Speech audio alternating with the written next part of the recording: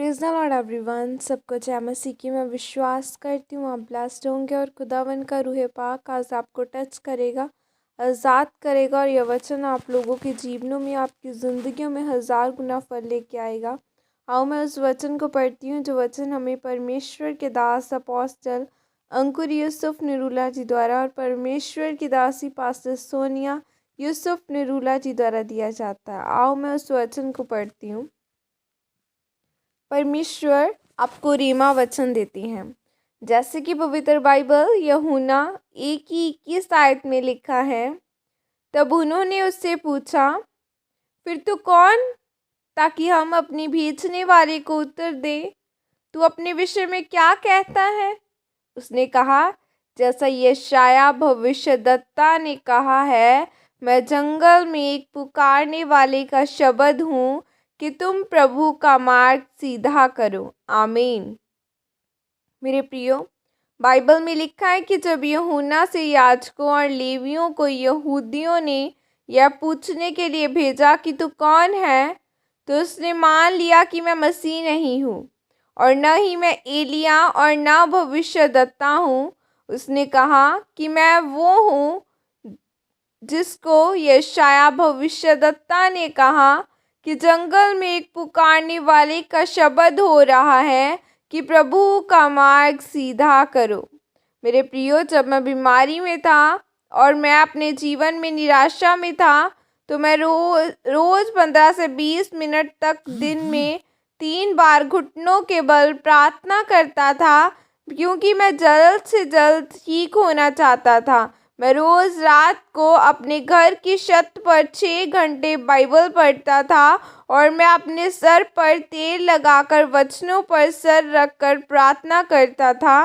तभी एक दिन परमेश्वर ने वचन के द्वारा मुझसे बात की कि हे मेरे भाइयों, हे आप बांधो, दृढ़ रहो, क्योंकि तुम जानते हो मसीह में किया गया परिश्रम कभी व्यर्थ नहीं जाता। और मैं यह जानता था कि परमेश्वर ने मुझे रीमा वचन दिया है कि मैं और ज़्यादा मेहनत करूं। और बाद में मैंने 40 रोजे 6 बार रखे ताकि मैं प्रार्थना से ज़्यादा बढ़ूं। तब एक दिन परमेश्वर ने मुझसे बात की, मुझे चंगा किया और ऊंचा किया। मेरे प्रियो, वचनों को पढ़ना इतना ज़रूरी है कि चाहे आप एक चर्च के सबसे बड़े पास्टर होने के लिए क्यों नहीं चुने गए, अगर आप वचन नहीं पढ़ते तो आपकी बुलाहट धरती पर लटकी रह जाएगी और आपको कुछ पता ही नहीं चलेगा। आप एक बड़े व्यापारी होने के लिए बुलाए गए हैं। आप सारी उम्र गरीबी में बिता देंगे अगर आप वचनों की गहराई में नहीं जाएंगे। अगर आप एक अच्छी संगति में नहीं होंगे, अगर अच्छी शिक्षा को नहीं सुनेंगे, तो आप कभी भी नहीं जान पाओगे कि परमेश्वर का वचन आपको क्या बोल रहा है। बाइबल कहती है कि प्रभु यीशु मसीह आत्मा से भरा हुआ गलील में लौटा, सब कुछ उसके पास था। तब प्रभु यीशु मसीह ने आराधनालय में जाकर यशायाह भविष्यद्वक्ता की पुस्तक को खोल और यह वचन पढ़ना शुरू किया कि प्रभु का आत्मा मुझ पर है, इसलिए कि उसने कंगालों को सुसमाचार देने के लिए मेरा अभिषेक किया है और मुझे इसलिए भेजा है कि मैं बंधुओं को छुटकारे का और अंधों को दृष्टि पाने का सुसमाचार प्रचार करूं और कुचले हुओं को छुड़ाऊं। तब प्रभु यीशु मसीह ने पुस्तक को बंद करते हुए कहा कि आज यह लेख तुम्हारे सामने पूरा हुआ है। प्रभु यीशु मसीह ने अपनी बुलाहट को वचन में से जाहिर किया। इस तरह से परमेश्वर ने अपनी सेवकाई को वचन पढ़ने के साथ शुरू किया।